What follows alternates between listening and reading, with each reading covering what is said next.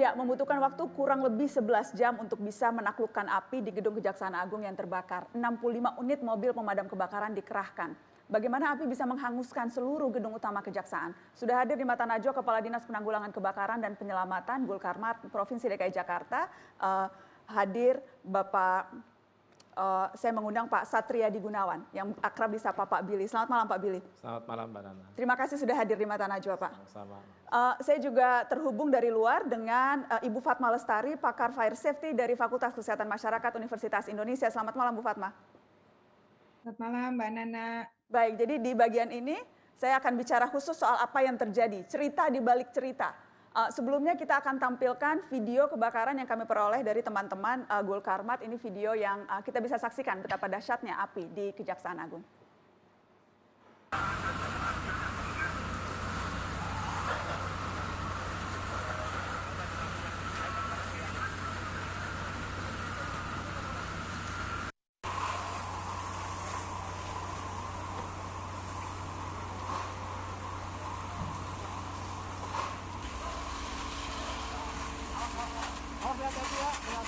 Di TKP 65 kebakaran di Gedung Kejaksaan Agung Jalan Sultan Hasanuddin nomor 1. Ya, terima kasih atas video itu Pak Billy. Jadi persisnya Anda dan teman-teman mendapatkan info dari orang yang datang justru ke markas.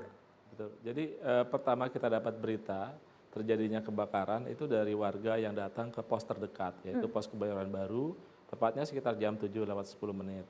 Kemudian langsung kita luncurkan 4 unit dan pada saat di TKP sudah ada 3 selasar dari gedung utama Kejaksaan Agung sisi sebelah utara itu sudah terbakar. Nah itu langsung kita tambahkan lagi unit. Nah terakhir sampai dengan 65 unit dengan jumlah personil sekitar 325 orang. Apa kesulitannya sehingga bisa hampir 11 jam baru bisa dipadamkan Pak? Ya, pertama kaitannya dengan kondisi bangunan. Kondisi bangunan itu jauh dari jalan dan itu akses untuk masuk kendaraan pemadam juga tidak tersedia. Nah, itu menjadi kendala kami. Kemudian bangunannya pun memang bangunan sudah tua dengan bahan material yang mudah terbakar. Nah, itu menjadi kendala bagi kami untuk mempercepat proses pemadaman. Apakah di dalam ada alat-alat pemadam yang sempat berfungsi atau sama sekali tidak ada?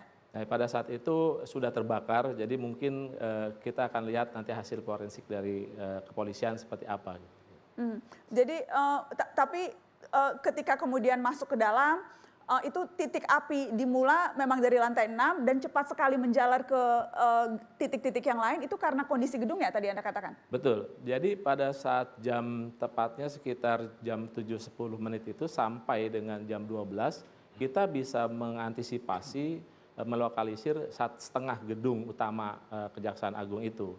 Hanya pas jam 1 tepatnya, itu flashover terjadi di lantai 6, kemudian merambat sampai ke sisi selatan gedung Kejaksaan Agung. Apa itu istilahnya Pak, flashover itu? Flashover itu ada pengaruh dari pengaruh asap yang bisa mengakibatkan panas, nah itu juga merembet sampai ke sebelah sisi selatan gedung Kejaksaan Agung. Dari pengalaman Anda memadamkan kebakaran, ini termasuk yang besar Pak? Besar, termasuk besar. Ini karena satu gedung ada 6 lantai, memanjang, areanya cukup luas dan itu juga cukup besar. Oke, saya ingin ke Bu Fatma. Bu Fatma, apa yang Anda lihat dari peristiwa terjadinya kebakaran ini? Anda sebagai fire safety, karena kan masyarakat banyak bertanya-tanya dan sebagainya. Kalau dari pakar, apa yang harus kita cermati kalau melihat kebakaran sebesar ini, Ibu? Ya, dari kejadian ini kita bisa lihat bahwa tidak bekerjanya sistem proteksi kebakaran gedung. Karena apabila sistem proteksi kebakaran gedung bekerja, maka ketika terjadi api itu akan langsung dipadamkan oleh sprinkler yang ada di dalam gedung. Dan tidak akan merambat begitu melebar dan begitu cepat api berkobar. Gitu. Oke, saya ingin ke Pak Hari kalau begitu. Pak Hari, sistem proteksi yang bisa mendeteksi dan sebagainya, seberapa siap sih Pak gedung Kejaksaan Agung? Ini kan gedung vital ya Pak? Ya, jadi begini Mbak Nana, perlu kami gambarkan terlebih dahulu bahwa kalau disebut bara di markas jaksa, itu kan seolah-olah semua gedung itu terbakar. Jadi saya gambarkan dulu ya area yang ada di sana bahwa tadi disampaikan ada gedung utama. Di area Kejaksaan Agung itu ada gedung utama yang menghadap ke Jalan Sultan Hasanuddin. Itu ditempati oleh pimpinan Jaksa Agung, Wakil Jaksa Agung. Kemudian di lantai 3 dan lantai 4 itu jam intel beserta staf.